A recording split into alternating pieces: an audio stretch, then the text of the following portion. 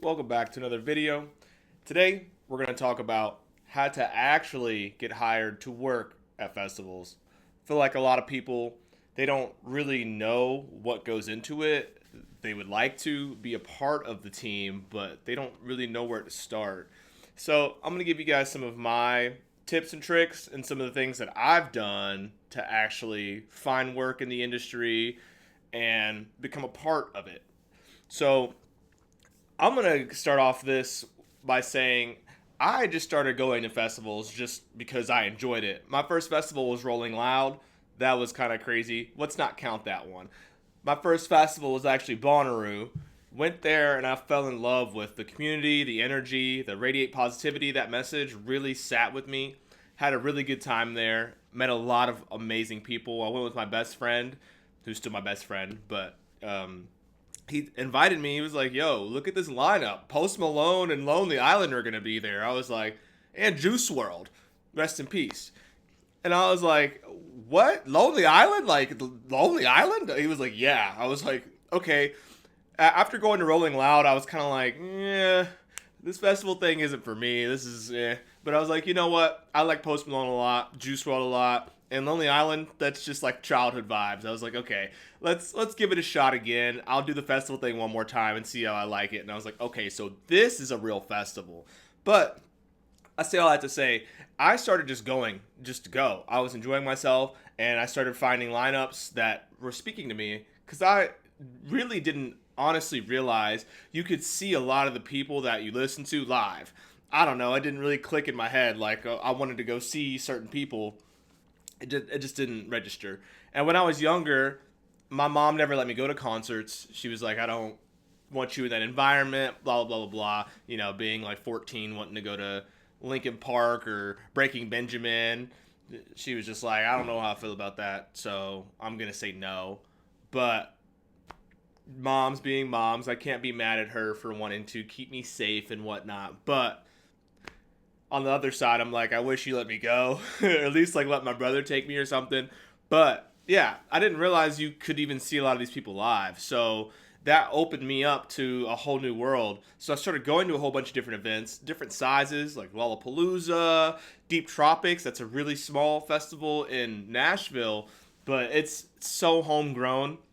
And I love a festival like that because it isn't just like a huge Live Nation type of thing. It's run by an independent promoter, and I love events like that because you can feel the community. You can see the love that is put into it. And not to say that Live Nation events don't have love and community, but they have a lot more funding, which allows them to be a bit more extravagant.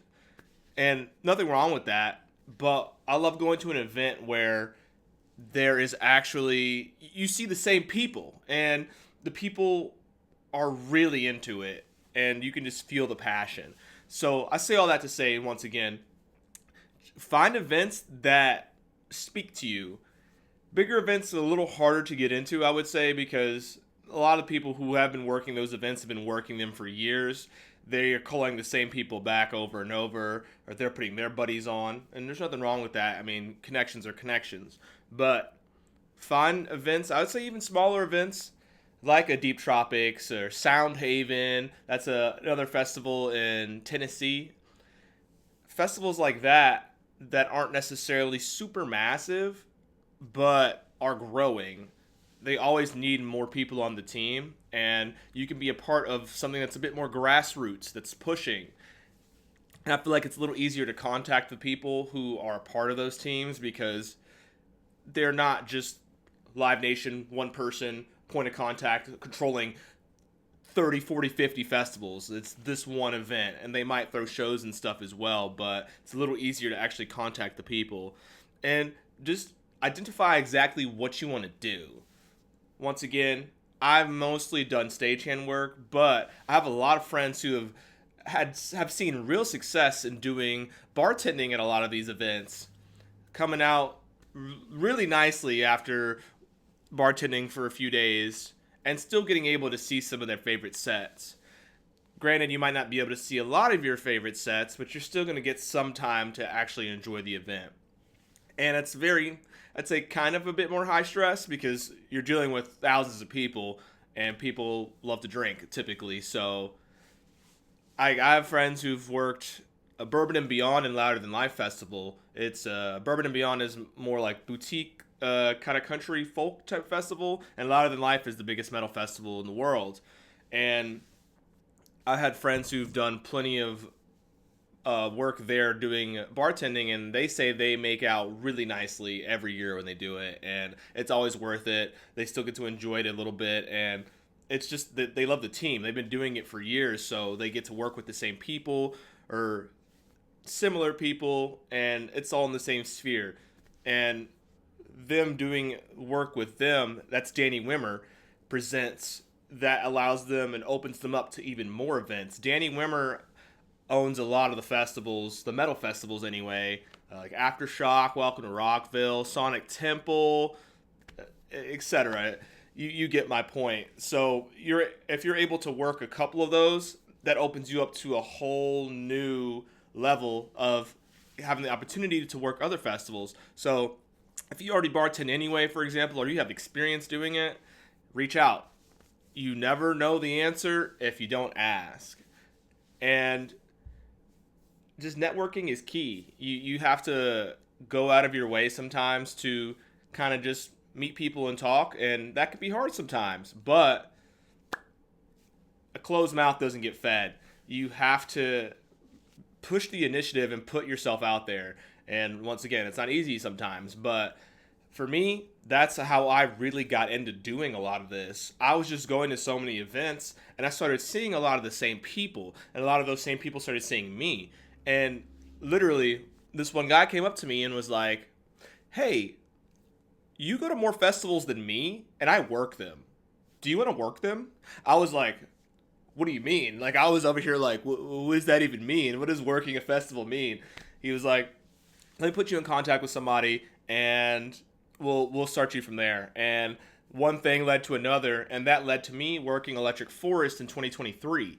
So literally, me just showing up consistently, providing good vibes, and just being myself allowed me to push my way into the industry without having any connections whatsoever. I didn't know anyone in the industry.